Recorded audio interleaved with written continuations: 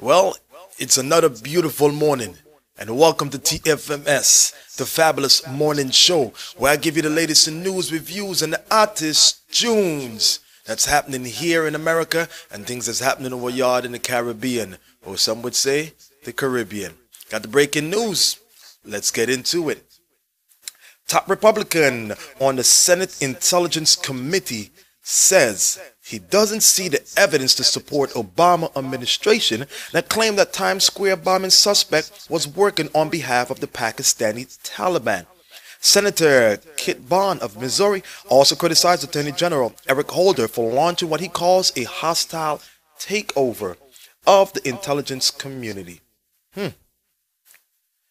In a written statement released on Wednesday, Bond accused the Justice Department of violating the National Security Act by not allowing the intelligence agencies to provide congressional oversight committees information that the agencies had gathered about alleged Times Square bomber Fayez Shahzad. Senator Bond said instead of complying with the law and getting timely information to the Congress, the Attorney General and administration officials were busy spinning Times Square news in the press.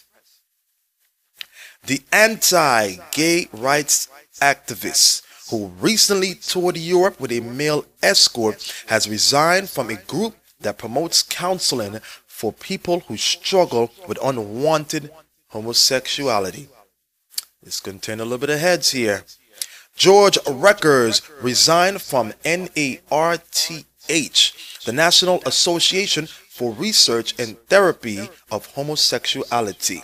George Reckers said, "I am immediately resigning my membership in NARTH to allow myself the time necessary to fight the false media reports that have been made against me." Reckers continued to state, "With the assistance of defamation and attorney, I will fight these false reports because I have not engaged in any homosexual behavior whatsoever, nor am I gay and never have been." Tragedy news. Breaking news as we bring it to you. An 8-year-old boy who is a Dutch citizen is the sole survivor of a deadly plane crash in Libya.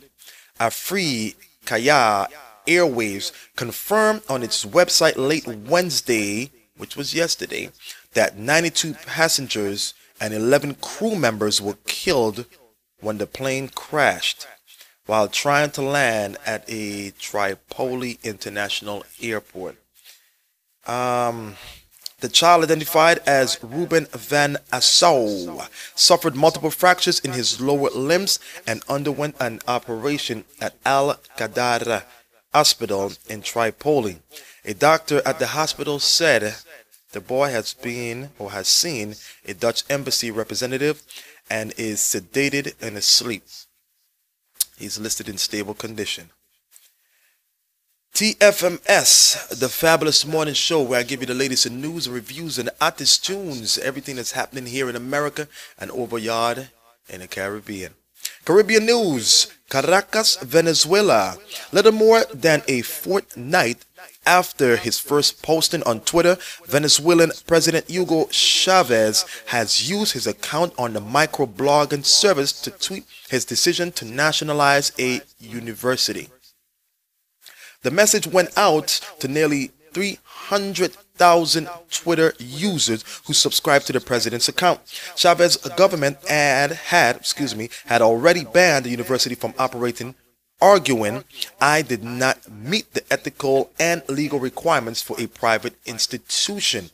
The firebrand socialist leader has carried out a program of nationalization, affecting multiple sectors of the country's economy, including the massive oil industry, as well as banking, electricity, and other areas. Coming from Port-au-Prince, Haiti, it has been a long, slow slog since Haiti was jolted to its core by a deadly earthquake 4 months ago. Now at the fabled Bar Bancourt Barbancourt rum plant, the sweet swath of production is back in the air. On January 12, in 30 seconds, one of Haiti's best-known companies lost about $4 million to quake damage. That is a third of the annual turnover for this rum blender. Found back in 1862, which sells about 90 to 95% of the classic Caribbean liquor in this country, Haiti, the poorest of the Americas even before the quake. Hundreds of liters of rum, many of them aging for about 15 years, gushed onto the factory's floor. Even though amazing, Barbancourt's building and faculties did not sustain massive damage. With much of the capital in ruins and many workers left homeless, production of Haiti's signature rum ground to a complete halt. Well, like they say, let's drink and toast to the happy people. TFMS, the latest in news and reviews and artist tunes, like I told you, that's happening here in America and everything that's happening on the yard in the Caribbean. Entertainment news. R&B singer Ciara found out firsthand this week that blasting music late at night in a residential area might not be a good idea. After celebrating a birthday for a friend in Los Angeles, California on Tuesday, May 11, CC and a group of friends pulled into a nearby parking lot looking at keeping the festivities going, insisting it was the perfect time to play some of her new music. Local residents didn't share that same sentiment with her. Ciara tweeted about the experience via her Twitter account. Tonight was so much fun. I originally had plans to go to Victoria's Secret party, but I changed my mind at the last minute. I headed to celebrate with my friend's birthday party. It was so much fun, and funny thing to top it off, we decided to go into a parking lot and play some of my newest songs. I recorded and realized we had the music just a little bit too loud, because the police came by and said they received reports of loud music, but thank God we was able to turn the music down. She quoted, "I don't want any trouble with the popos." Go Ciara. Eminem's current Eminem's current single, Not Afraid. I'm not afraid, I'm not afraid to take a stand, take a stand. Everybody. That's right, his current single, Not Afraid, off his upcoming album Recovery, will mark the 16th song to ever debut at #1 on the Billboard Hot 100 Singles chart. It says, according to Billboard, the single was released digitally on May 3rd, and 4 days later, after its radio debut, it pulled in 379,000 downloads in its first week. Nielsen SoundScan has confirmed that Not Afraid currently holds the record for the biggest sales week for digital released in 2010.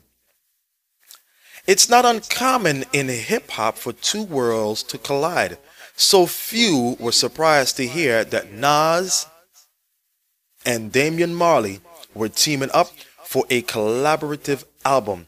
Last summer, the pair who appeared previously worked together on Marley's 2005 album, Welcome to Jamrock, tested the waters and shared a set on the annual Rock the Bells Travel Festival tour. They enjoyed the experience together. They began writing and recording the album. Nas stated, "Once we got started, we couldn't stop. It started as an EP, and we just said, you know what, let's do an album." The album will be titled Distant Relatives, which Nas explained signifies the bond between him and Marley, Damian Marley that is, share for music. TFMS, the latest in the reviews, news, and artist tunes happening here in America and over a yard in the Caribbean. Do remember, if you have a story that you want to share, please email me, Selector Fabulous, Selector Fabulous at hotmail.com. Or if not, just follow me and look me up on that thing they call Twitter.com, Select, and it's an A, Fabulous. Selector Fabulous. I'm signing out, and I'll catch you guys on the flip side.